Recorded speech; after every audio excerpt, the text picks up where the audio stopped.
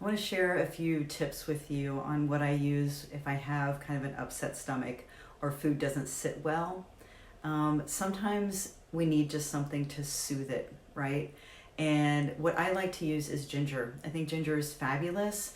And I use like either a ginger tea or I buy these dark chocolate covered ginger at Trader Joe's.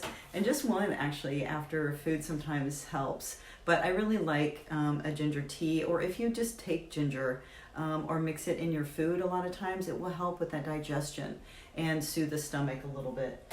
Okay, another thing that I really like is to take a probiotic, but I also like grapefruit seed extract. Okay, I'm not sponsored by any of these at all, but I really like this product. It actually takes away, you can have it like after you eat too, so it's not like a probiotic where you should take before you eat.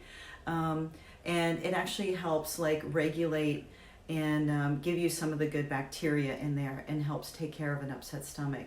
But sometimes those are like just a few little things that you could do.